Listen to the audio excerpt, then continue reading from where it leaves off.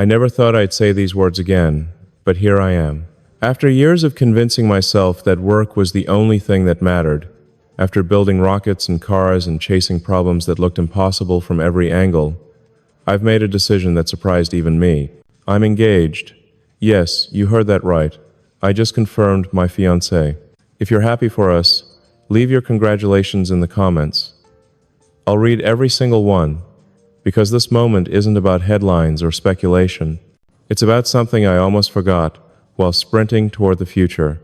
That connection gives direction to ambition, that love can make the most complex life feel simple, and that none of us are meant to navigate the hard parts alone. Most of you know the public version of my private life, the past marriages, the messy chapters that never seem to disappear from search results. But this isn't about relitigating yesterday. It's about telling the truth of what I discovered when the noise died down. 3 months ago, after a week of back-to-back meetings about Mars trajectories and neural interfaces and supply chains that seemed to require time travel to manage, I came home on a Friday night to a house that was spotless and silent. I could hear the refrigerator hum. I could see the lights reflecting off glass. And I felt, in a way I could not think, that achievement without someone to share it with is like a signal broadcast into deep space with no receiver, technically impressive, emotionally empty. I realized I needed to do something that had nothing to do with quarterly targets, manufacturing lines, or launch windows. Something that connected me with people for no strategic reason at all. So I showed up at a small food bank in Austin on a Saturday morning, no press, no cameras, just hands and boxes and lists on clipboards. I kept going the next weekend, and the one after that. There, between the pallets and the laughter and the smell of cardboard and coffee, I met someone who shifted the gravity of my life. Her name is Sarah. She's 30, an elementary school teacher. We first spoke during a short break when someone asked the volunteers why we kept coming back. People gave good answers, giving back, helping the community, staying grounded. When it was her turn, she looked down for a second, like she was making sure the words were honest before she said them out loud. I come here to rehearse the person I'm trying to become. Rehearse the person I'm trying to become. I've heard a lifetime of leadership slogans and productivity frameworks, but that line cut straight through me. She wasn't talking about charity as performance. She was talking about service as deliberate character training, like a gym for your soul. Later I asked what she meant. She said she wanted to be the kind of person who notices and acts, not just feels busy or important. Someone who shows up consistently, not just when it's convenient or photogenic. You can't grow those muscles by thinking about them, she said. You have to practice. It wasn't naivete, it was clarity. She understood something it took me decades to start learning. Character doesn't arrive on a rocket. It accumulates through small, steady choices you don't post about. Over the next weeks, I watched her the way engineers watch data quietly, attentively. She remembered people's names and the details they didn't think mattered. She took the hardest, least glamorous tasks without being asked. She was fully present in a way that put everyone else at ease, like she left a door open to the moment and invited you to walk through it. One morning while we were sorting donations, she picked up a can with a torn label and said almost to herself, "From the outside, you can't always tell what's good." She smiled and kept working. She was obviously talking about more than a dented can. That's when I realized I wasn't just admiring her kindness. I was falling in love with how she thought. I've been married before, and those relationships had real foundations, compatibility, shared goals, mutual attraction. All of that matters, but it isn't always enough to carry a life across storms. This felt different. This felt like meeting someone whose interior world I respected so deeply that I wanted to spend my life learning with her how to align what we do with what we value. The age difference gave me pause at first. 53 and 30 isn't nothing, but the more we talked, the more I understood that wisdom is measured less in years than in attention. Sarah pays attention. She has thought carefully about what makes a good life, what serves kids in a classroom, what a community needs from its neighbors. She had arrived at truths about purpose and service that I'd been circling with much more expensive fuel. One weekend I asked if she'd get coffee, not as the public version of me, but as the person I'm trying to practice becoming. She said yes. We talked for 3 hours. Not about rockets or batteries or algorithms, but about how a novel changed the way she explains failure to her students, about the best and worst parts of growing up in a small town, about how meaning gets lost when success becomes a costume you can't take off. I told her things I rarely say out loud, that sometimes the scale of my work makes it easy to forget the faces it's supposed to serve, that sometimes you can be surrounded by people and still feel like an uninhabited planet. She listened the way good teachers listen, not to reply, but to understand, then to ask the question that helps you understand yourself. You're different here, she said as we were cleaning up one Saturday. More here. She met at the food bank, away from cameras and dashboards and countdown clocks. She was right. In that fluorescent light, stacking boxes and taping lids, I wasn't a headline or a job description. I was just a person helping other people. It reminded me that becoming human isn't a side quest. It's the main mission. Our conversations kept moving between the immediate and the enormous classroom literacy and climate, playground dynamics and planets. When I talked about Mars, she didn't roll her eyes or clap on cue. She asked careful questions about responsibility, asking how we make sure that looking up doesn't make us ignore what's right in front of us. She wasn't trying to win. She was trying to understand.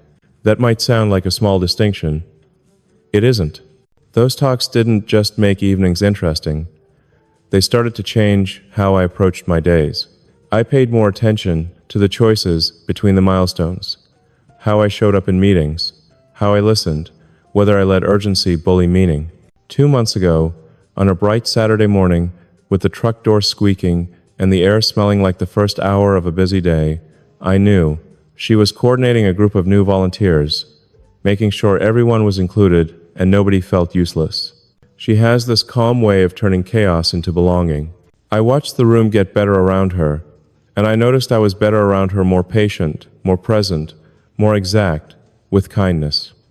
I didn't just love Sarah, I loved who I was when I was with Sarah. That was the moment the decision stopped being a cloud of possibilities and became a line you can actually step over. 3 weeks ago, I asked her to marry me. I didn't plan an elaborate stunt or hire a string quartet hidden behind the pallet racks. The moment arrived inside the work that introduced us. I gave her a simple, elegant ring, the kind that doesn't shout because it's not trying to compete with the promise itself. I love your mind, I said, and your heart, and the way you pay attention to the world. I love who I am when I'm with you. Will you marry me? She looked at me, steady and shining, and said yes. That's when I'm dating became I'm engaged. And this is important became this is our life. We're planning a small ceremony early next year. Nothing theatrical. No choreography meant to prove anything to anyone. We want to keep the center clear, the commitment we're making, and the practice we're choosing. I understand some people will have opinions. Age differences attract commentary. My name attracts theories. Wealth complicates simplicity. That's part of the reality we're not pretending away. But here's what matters to me, and, I hope, to anyone trying to live honestly. Love isn't about finding someone who fits neatly into your already built life. Sometimes love is finding the person who helps you build a better one from the ground up, aligned with what you claim to care about. Sarah keeps showing me that character isn't a trophy you win once, it's a discipline you keep, that the most meaningful work might not show up on an earnings call. That love, after a lot of mistakes and a lot of learning, can be deeper because you finally know what you are missing. If you're in your 60s or 70s or 80s, wondering whether you're out of time or not, surprise is not age-restricted. But it does require courage, the courage to be seen as you are, with all the dents and the torn labels, and the courage to see someone else that way, too. I want to be transparent about the practical side, because fairy tales fail under fluorescent lights. My schedule is unpredictable. Her salary and my net worth live on different planets. The public part of my work comes with noise no classroom can prepare you for. We talk about all of it, not to dramatize it, but to diffuse it. She doesn't pretend money isn't a factor. I don't pretend youth isn't intimidating sometimes. We make plans that work in real time. When I travel, She uses the space for her own projects, lesson planning, reading, time with friends. When I'm home, I put the phone down and actually arrive. She's helped me understand something I should have learned earlier. Money can insulate you so thoroughly that you forget how to feel the weather. Genuine connection cuts through that insulation. She treats me the same whether we're ordering sandwiches in her tiny kitchen or trying not to spill soup at a restaurant with too many forks. She sees the person, not the perimeter.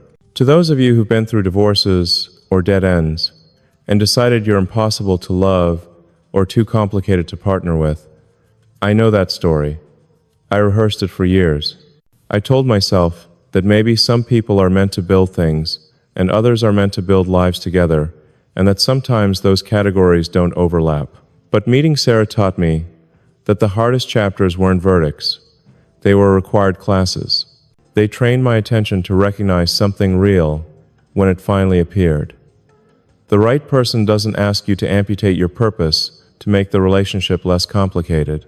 The right person asks better questions about your purpose and invites you to live it in a more human way. I've heard people talk about the one my whole life. It always sounded like a fairy tale or a math problem with one exact answer. What I know now is simpler and stronger. It's not about perfect symmetry. It's about complementary imperfections. It's about two people committed to practicing the values they say they hold, especially when no one is watching. It's about being fully yourself and still choosing to grow. For a long time, my days felt like a long tunnel, with bursts of light and long stretches of dark. Lately, the light has started to come through in steady bands. Not because life is suddenly easy, but because I'm not walking alone. If you've convinced yourself you're too late, that you've made too many errors, that your life is too noisy for intimacy, please reconsider. You don't need a new identity. You need new practices. Show up where your values live. Do small things well. Pay attention. Ask honest questions. You never know who else is quietly doing the same work one person over, waiting for the moment your orbits intersect. I'm sharing this because the internet loves a headline, but headlines don't build a life. Habits do. Love does. And I want anyone who needs to hear it to know that love can begin anywhere, in a warehouse full of boxes, in a classroom, on a quiet Friday night when you finally admit out loud that you're lonely. It can begin when you stop auditioning for a role you don't even want and start rehearsing the person you actually hope to be. That's what happened to me. I went to a food bank to help out and ended up finding a partner who refuses to confuse spectacle for substance, who would rather ask a good question than win an argument, who believes the point of strength is service. Sarah is my fiancée now, not because she completed me, people aren't puzzle pieces, but because she challenged me to complete myself through daily acts that match the values I talk about. She didn't fill a void. She helped me understand that meaning was available the whole time in the simple act of showing up with care. We're choosing each other, and we're choosing the practice that made each other possible in the first place. If you're single, keep doing the things that are true to who you want to become. If you're married or partnered, remember that relationships thrive when both people are committed to growth, not self-improvement as a performance, but as a shared life. And if you're someone who thinks their best years are behind them, I hope you'll let this nudge you a few degrees toward hope. The future isn't only in big metal cylinders or lines of code. Sometimes the future is a simple ring given in a warehouse full of kindness and a promise to practice being good to each other over and over again. Share what life has taught you about love and character in the comments. Your wisdom might be the rehearsal someone else needs today. The first people I told, after we'd had a few quiet days to just enjoy the word fiancé between us, were my kids. I didn't want them to learn it from a headline or a stranger's cheerful text with a link attached. We sat in the living room where the evening light softens everything and makes even hard conversations feel like they have a place to land. I told them how we met, not the PR version, the forklift and cardboard version, the coffee cups and sorebacks version, the she asked better questions than I had answers for version. I told them I wasn't asking them to approve a decision already made. I was asking them to see it, to see me, and to tell me what they needed as this new shape of family formed. They were honest. They asked about attention, about time, about whether this would mean more moving pieces on calendars already busy with school and trips and life. They asked, carefully, what this meant about their mother or mothers, depending on which child was speaking. We didn't try to solve decades of complexity in one night. We agreed to keep talking, to let practice prove what promises alone can't, to build trust in small deposits. Before bed, one of them hugged me a second longer than usual and said, I like the way you look when you talk about her. You look less somewhere else. I knew exactly what they meant.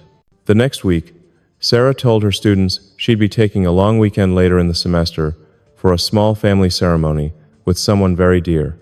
Third graders are experts at follow-up questions. They asked if there would be cake, whether her last name would change, if astronauts could come to a wedding, if love made you taller. She said there might be cupcakes. Her name would be a conversation with her heart and the DMV. Astronauts were busy, but you never know, and love doesn't make you taller, but it can help you stand straighter. That evening, I stopped by her classroom after hours with a box of notebooks for her school's writing club. The room smelled like pencil shavings and hope. On the whiteboard, a student had written a wobbly sentence during free writing. Practice is a promise you make to your future self. She'd circled it with a little star. He said that after we talked about rehearsal, she told me, stacking construction paper into a neat pile. They understand more than we think, if we give them language and room. News travels on its own schedule. We hadn't made an announcement beyond family and a widening circle of close friends when the first tabloid headline arrived, a confident declaration based on a blurry photo of us lifting a crate together like we were hiding state secrets in a box of canned peaches. The picture made it into feeds with the usual commentary. The age gap, the money, the motives people project when they don't know a person and don't think they need to. My first instinct was to argue with pixels, to build a thread that would outdate the insinuations. Sarah read a few headlines, took a breath, then handed me a strip of packing tape. We can't fix the internet tonight, she said gently, but we can fix 3 broken boxes. We did. Then we went home, put our phones in a drawer, and cooked pasta that was slightly overdone and exactly right. Hard conversations didn't end with the comments section. We talked about a prenuptial agreement, not as a test of trust, but as a way to keep the relationship from drowning in the wake of the life I already had. Money, when it's uneven, can turn love into a negotiation if you don't name it early. We named it. We met with an attorney who explained things with the patience of a librarian. We set up a structure that protected what needed protecting and left plenty of room for generosity. Then, entirely her idea, we designed a small charitable fund we could practice together, Saturday Fund.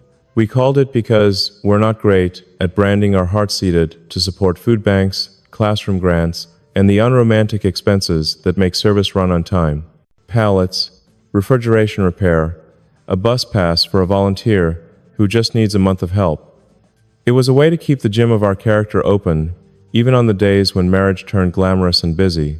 There were tests, the kind that don't announce themselves with a soundtrack. A launch date slipped into the week of a meeting Sarah had with a parent group she'd promised months earlier to attend. She told me she understood. Launches don't move easily. I told her I could try to arrange the impossible. We both failed at being superheroes. She went to the meeting, I went to the pad.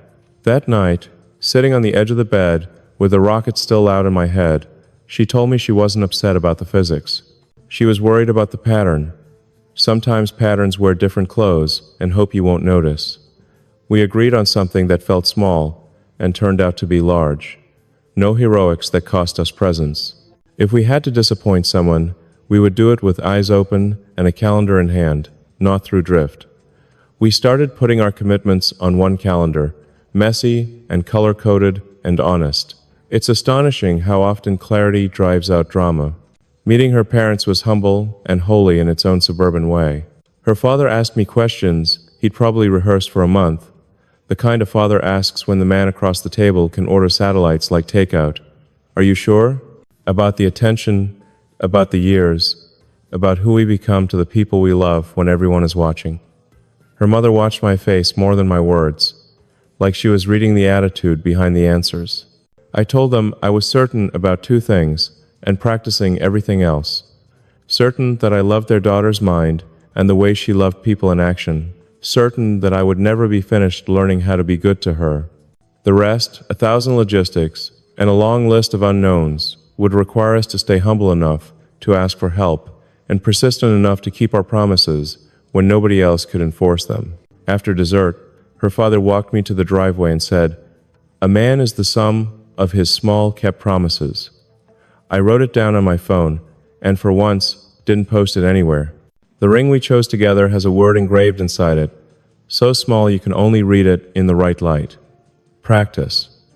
It's not romantic in the usual way, but it's perfect for us. On the days when love feels like a parade, practice keeps it from getting swollen with itself. On the days when love feels like an empty room with a draft, practice puts chairs back where they belong. We decided the ceremony would be in the same warehouse where we met, before the doors open on a Saturday, with the volunteers who want to be there standing in the aisles like a congregation that knows how to carry weight together. We asked a friend to play a single acoustic song that had no chorus anyone could sing along to. We asked my kids what role they wanted and promised that quiet observer was a respected job. We asked her students to write one sentence each about what love is, and the sentences, carefully copied onto index cards, said things like, "Love is when you remember someone's favorite crayon, and love is when grown-ups sit on the floor too, and love is when you don't change the rules after you lose." In the middle of planning things that felt exactly right for us, a thread went viral suggesting Sarah had engineered our meeting, complete with invented timelines and confident conclusions. It's strange how people you've never met can speak with such certainty about a life they would find unrecognizable from the inside.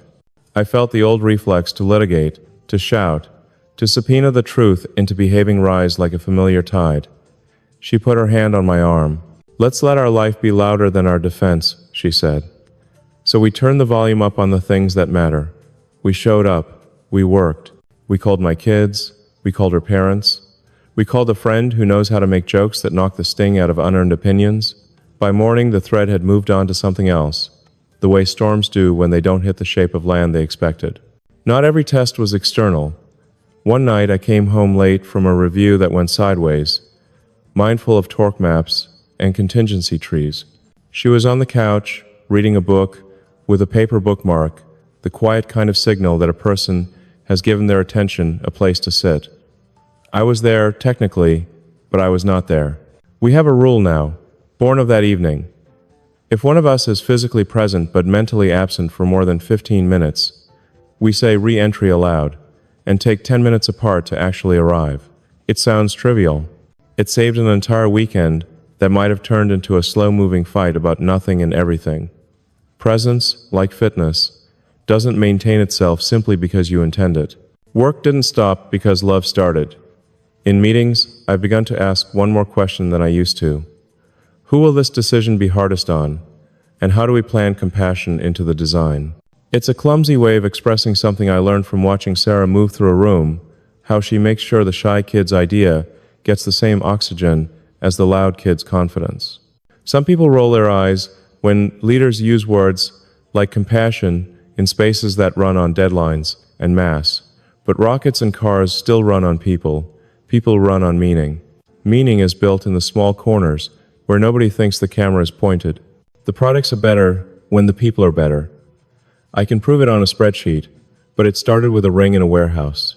One afternoon, a volunteer named Luis, who has a laugh that sounds like a song, pulled me aside and said he'd been saving for a certification exam, but kept using the savings for bus fare and rent when hours at his second job got cut. The Saturday fund paid the exam fee and 2 months of transit so he could make classes without calculating how many steps he could afford. He passed on his second try. He told us by holding up his phone with the email on it like a trophy and crying in a way that rewires the room. We didn't fix the system. We kept one promise that happened to matter on the day it was needed. It's not enough. It's not nothing. Practice rarely looks like enough in the moment. It looks like 1,000 not nothings that add up to a life. We wrote our vows in pencil first, then pen. We read them out loud to each other, and then out loud to the empty warehouse, to see how words sounded against concrete and air. Mine kept trying to sound like I'd built a vow factory. Hers were simple and strong, in a way that made my versions blush. She promised to keep asking better questions than I had answers for, to tell me when the pattern worried her, to keep practicing when love felt like packing tape that won't start clean, to look for the person under the label, whether it's torn or shiny. I promised to be boring in the ways that build trust on time, eyes open, phone down, to celebrate her work as if it were a launch, to measure success not only in what I make, but in how I care, to choose practice over performance and wonder over winning. The morning of the ceremony, the warehouse smelled like early coffee and citrus from a crate that had split open. The sky was an ordinary blue that, for reasons I don't pretend to control, felt like it belonged to us for an hour.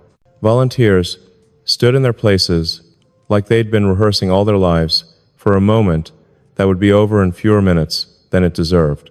My kids were there, shoulders touching, an unspoken signal they were arriving together. Her students had sent a stack of index cards bound with library twine. The top one said, "Love is when you show your work." We walked down an aisle that didn't exist yesterday and won't exist tomorrow, past shelves that have seen every kind of hunger and every kind of generosity. The song was short, our vows were shorter, our promises long. Afterward, we didn't throw rice or pose for a drone. We served.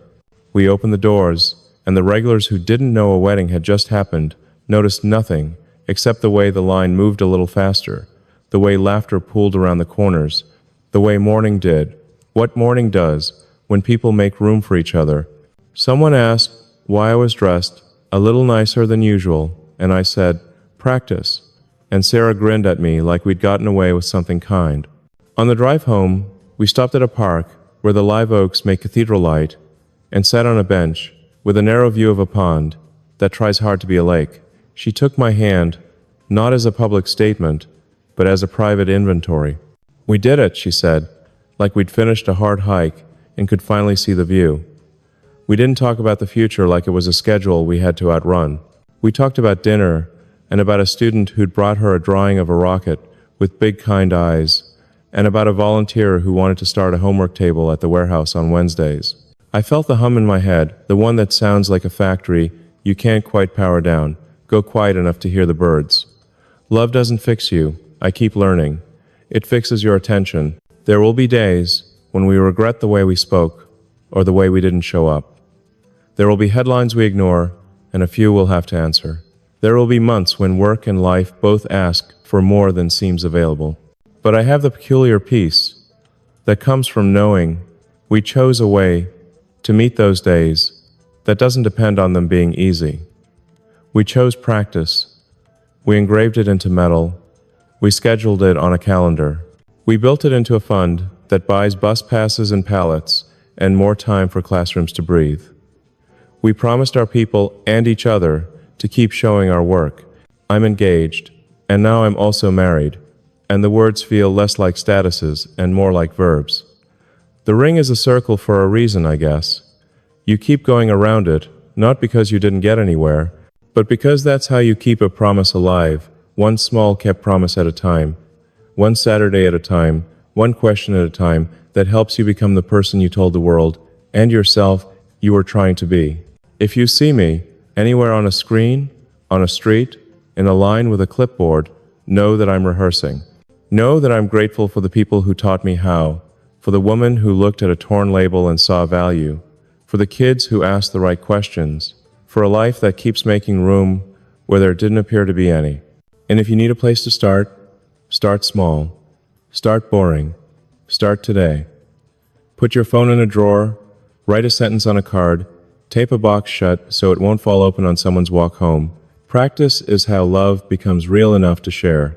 A week after the ceremony, the warehouse's old compressor finally gave up on a Wednesday night, the kind of failure you don't notice until you smell what you're about to lose. By morning, the walk-in was drifting toward warm, and pallets of produce were beginning to sweat. Someone had taped a handwritten sign to the door, "Do not open, hopeful and useless. The city was in the middle of a heat wave that made every surface feel like a tired forehead. I stood there with Sarah and 3 volunteers and felt the math stack up in the back of my head. Hours until spoilage, hours until the truck could arrive, hours until the repair could happen, hours we did not have. I reached for my phone and then stopped. That old reflex to summon a solution from somewhere else, meeting the newer habit, to look first at the room I was actually in. "Can we borrow power?" I asked the warehouse manager, who'd been doing this longer than I've been shaving. He shook his head. The neighboring unit's panel was already maxed. "What about a temporary system?" He raised an eyebrow, the universal expression, "For I don't have time to Google your idea while tomatoes turn into regret." I called a friend on the energy team and said the simplest version out loud. "I need cold, and I need it today." By lunch, a flatbed rolled up with a trailer-sized battery unit and a technician with a sunburn and a grin. We ran cables like veins and flipped a switch the way you flip a prayer. The compressor rumbled to life like a tired animal remembering how to stand. A chair went up that sounded like relief with a melody. "You're going to make the internet mad," Sarah said, half teasing. "Let it be about cucumbers," I said. "If they're furious, at least they'll be hydrated." We didn't post about it. We just handed out food that shouldn't have been possible to save. Lewis, who had passed his exam and now wore the small confidence of someone whose plans had a date, squeezed my shoulder and said, "Sometimes the future is just a cold room." I wrote it down and still didn't post it anywhere. That night, in the quiet after dishes, Sarah put her hand over the word inside my ring like she was shielding it from the day. "You brought work to our life without letting it swallow it," she said. "That's not easy. That's good." The compliment landed like a small lamp switched on in a dim hallway. Blending a family is an exercise in choreography, and we were amateurs. One child wanted to know the schedule for every day 2 months out. Another wanted to know nothing until it was already happening. We learned to send calendar screenshots to one and surprises to the other, to hold both kinds of nervousness at the same time without treating either like a problem to be solved. On a Sunday afternoon, Sarah suggested a late picnic in the backyard and spread a blanket like it was a new country's flag. She brought paints and a stack of thick paper, and soon there were constellations of color drying on the patio walls. One painting showed a rocket with the ladder leaning against it. At the top of the ladder, a stick figure reached toward an open hatch, while another stick figure at the bottom looked up and held the ladder steady. "Which one is me?" I asked. "It depends on the day," my kid said, shrugging in that way that forgives and instructs at the same time. The Saturday fun started to take on a shape beyond us. Teachers wrote small grant requests with the precision of people who have learned not to waste anyone's time. One asked for 5 sets of noise-canceling headphones so a student with sensory overload could stay in class during reading circle. Another asked for a set of laundry cards for families cycling through temporary housing so uniforms could be clean on Mondays. A network of food banks pooled orders to reduce delivery costs, and a woman named Devika, who could organize chaos in her sleep, began coordinating purchases like a maestro who prefers ledgers to batons. We put a rule on the wall above the desk where we reviewed requests. No saviors, no slogans, show receipts, say thanks. When we wrote the first dozen checks, we drove them by hand like farm kids, with a basket of eggs carefully, happily, incredulous that something so simple could move so quickly. Then came the first real blow that felt like it could dent our marriage if we let it. A high-profile interview I'd agreed to months earlier turned into an ambush disguised as curiosity, the kind of conversation where the questions arrive preloaded with the answers they want. "Did you seek out a younger woman to manage the pace of your life?" one asked, eyebrows high with false innocence. "Did she seek out you for reasons that rhyme with money?" Another followed, mercilessly. I answered as honestly as I could, and felt the ground under the exchange tilt toward spectacle. The segment aired with edits that made nuance look like hedging. By dinner, our phones were heavy with pinging certainty from strangers. "I hate that I can't protect you from this," I said. "You can't," she said, "and that's not the job." She took a sticky note and wrote 3 sentences. "We don't argue with bad faith. We do correct people we love." We always go where our hands can help. She stuck it to the fridge like a treaty. We answered 3 texts from people who mattered, ignored the rest, and made a plan to spend the next morning at the warehouse, not as penance, but as orientation. I felt bruised, then grounded. Practice shrinks a storm to a room you can stand in. Sarah's classroom invited me to speak for Career Day in the spring. I said yes, then worried I would either overcomplicate orbital mechanics for 8-year-olds or drift into a monologue about grit that would make eyes glaze by minute 2. Sarah told me to bring 3 objects and a story, nothing more. I brought a heat shield tile, a small battery cell, and a dented can with the label missing. I told them, the tile keeps you from burning when you enter a new atmosphere. The battery keeps you going when you can't plug in, and the can reminds you not to judge lunch by its cover. They asked better questions than most panels. How do you know if you're making the world better or just louder? What do rockets dream about when they sleep? How do you apologize when you mess up on something big? I answered the best I could and promised to come back with better answers after I had done more practice. We had our first "we don't agree on this matters" fight on a Thursday when I came home to an empty house and a note that said, "Re-entry." I had promised to be at a small awards night at her school and let a late afternoon review swallow me whole. I texted, "I'm 5 minutes away, 15 minutes late," and then arrived 25 minutes later to a foyer filled with balloons that all smelled faintly of disappointment.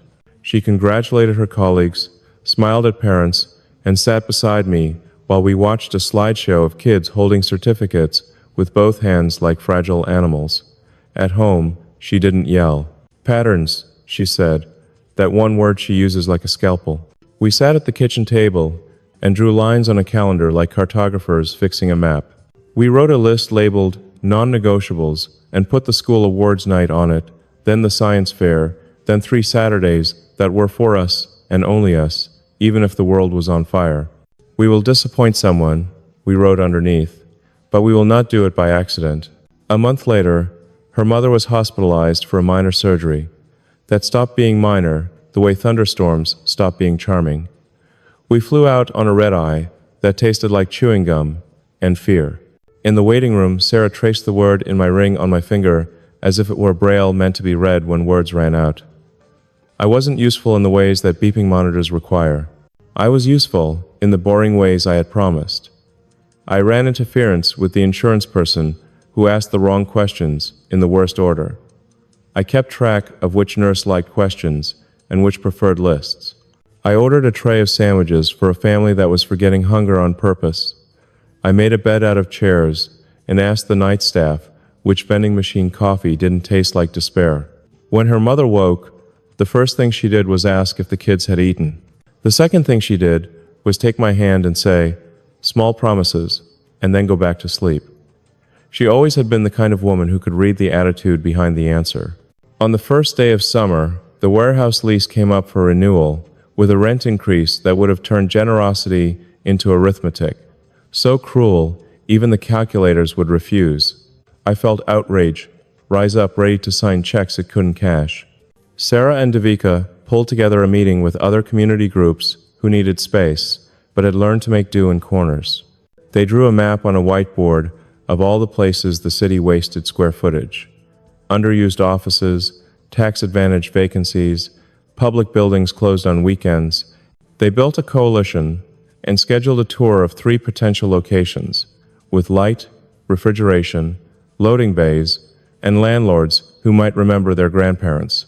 I wrote a letter that sounded like policy instead of pleading.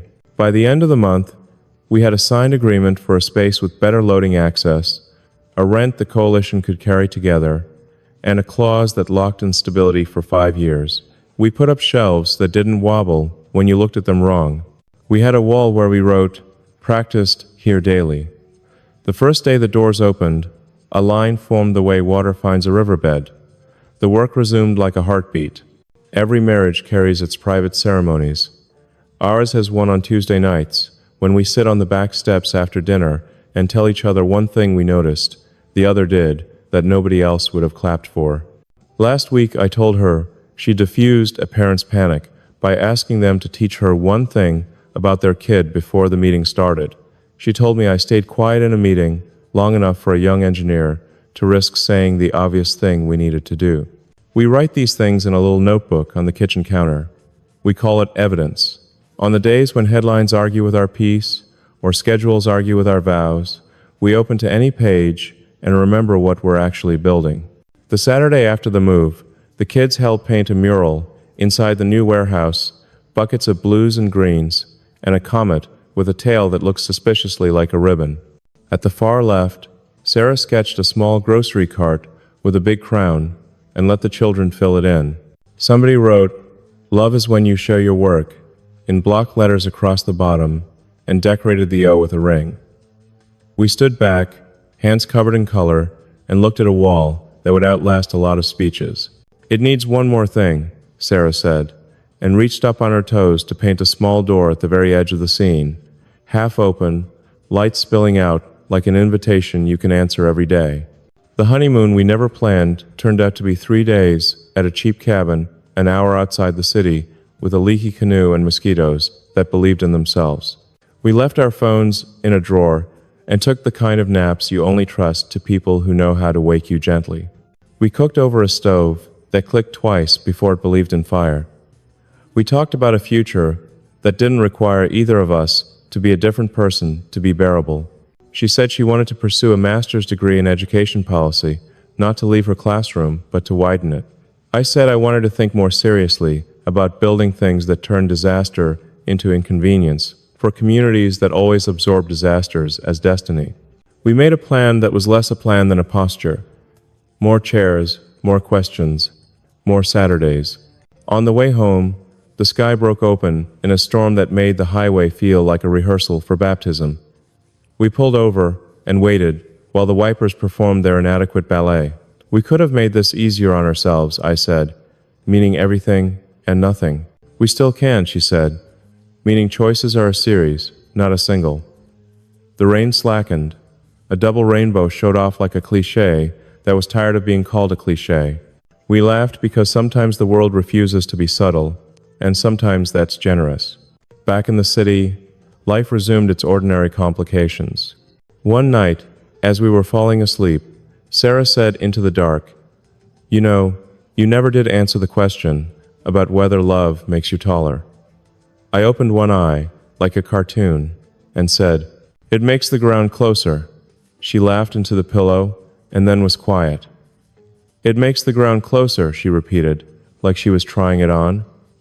"That sounds right. There will be more storms, more headlines, more repairs we didn't schedule. There will be years when we forget what we're good at and need our people to remind us. There will be Tuesdays when the evidence notebook is the only thing standing between us and a fight about nothing.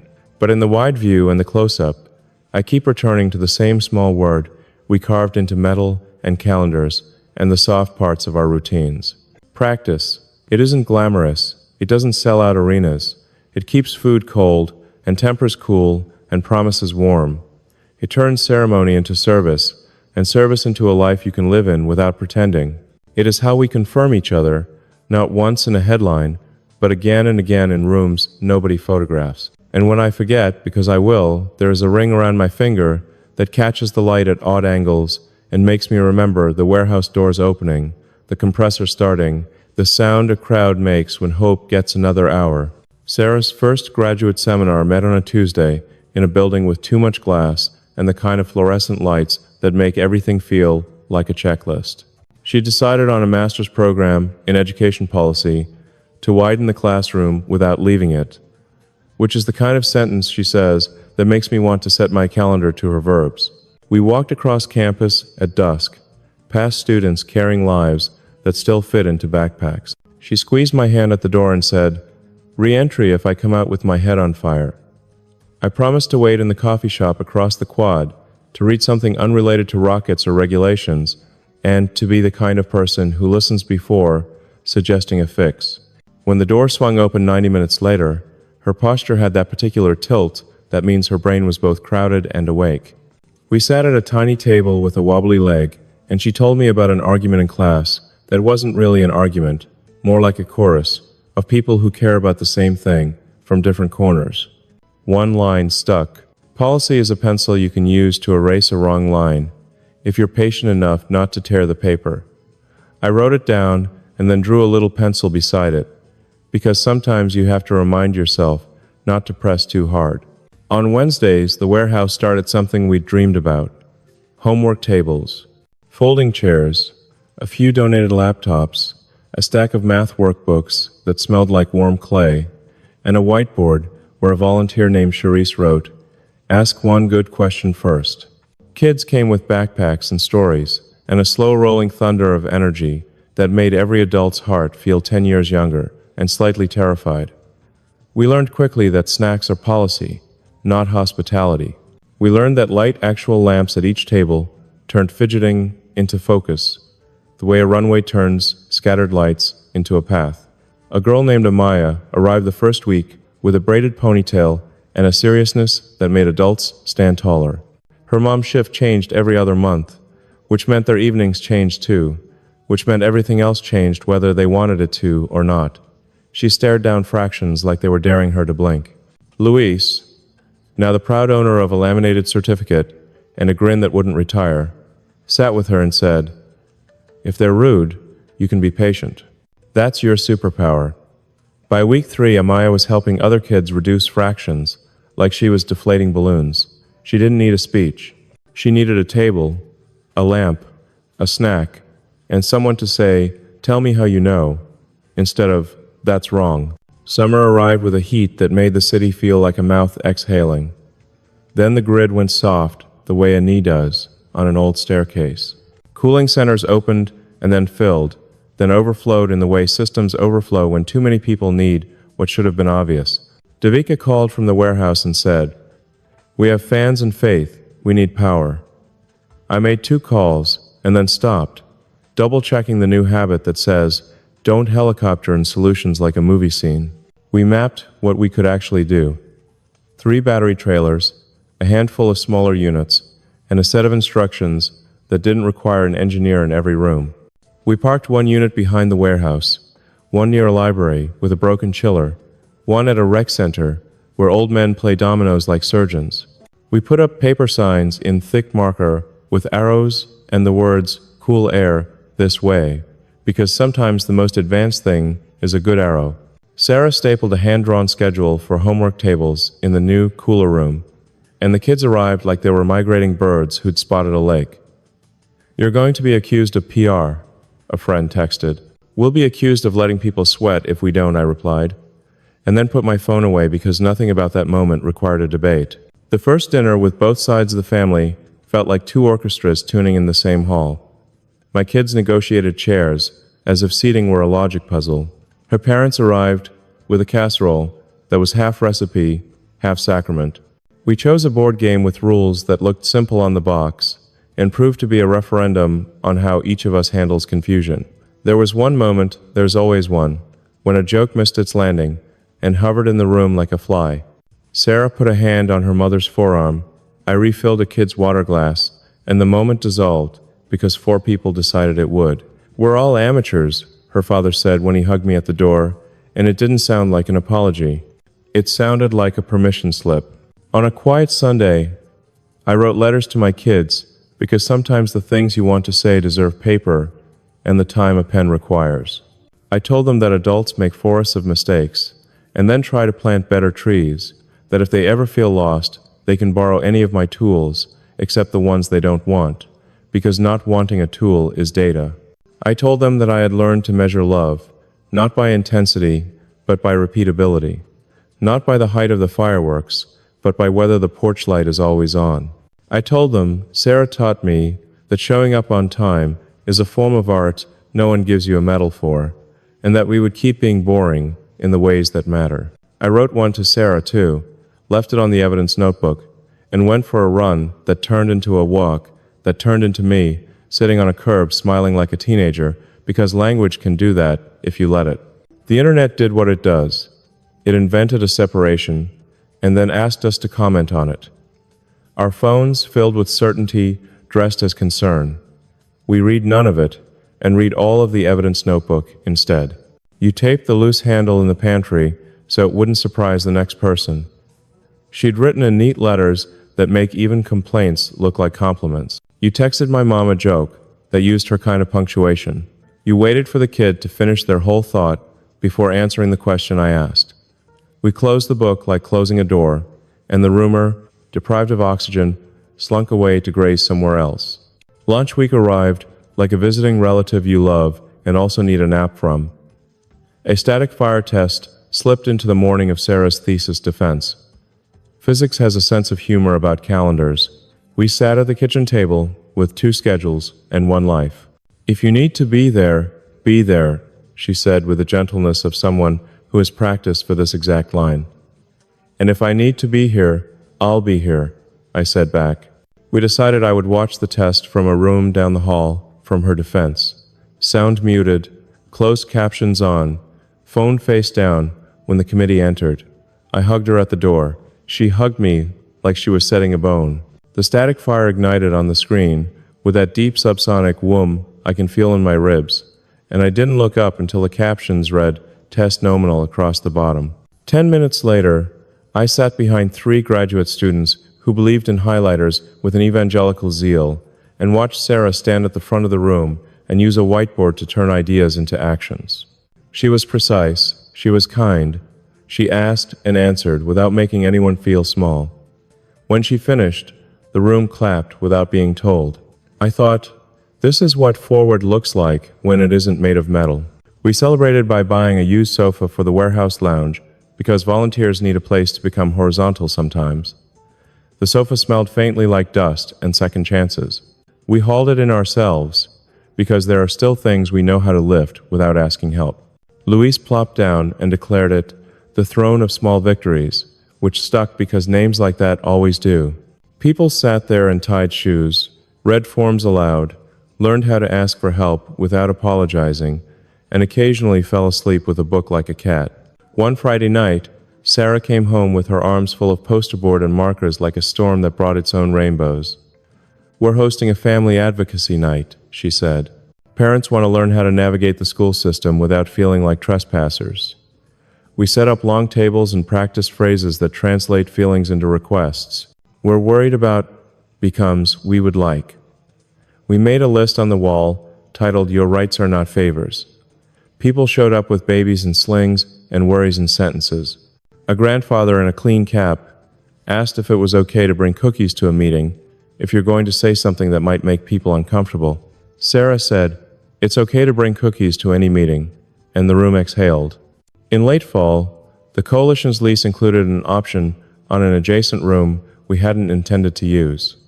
Then a rainstorm taught us the roof above the main storage was less roof and more sieve. The option became a lifeline. We slid shelves across the floor like moving furniture for a friend and caught leaks in an orchestra of plastic tubs. I climbed a ladder I had no business climbing while Devika shouted measurements in a voice trained by years of making do. We should put a sensor up there permanently, I said, pointing at the rafters. She nodded without looking up. We'll add it to the list, she said, which is Devika for, find the money and I'll find the will. The next morning, a contractor with a tattoo of a swallow on her wrist patched the roof, while the rest of us made casseroles and crockpots, like it was a barn raising, because sometimes it is. We started a quiet tradition of leaving notes on the warehouse door for people who arrive before the Sunday. You matter.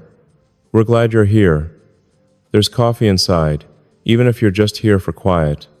Someone began leaving notes back, folded into the handle. Your door is the first thing that made me feel less alone this week. The bananas were perfect. Tell Sarah the whiteboard helps.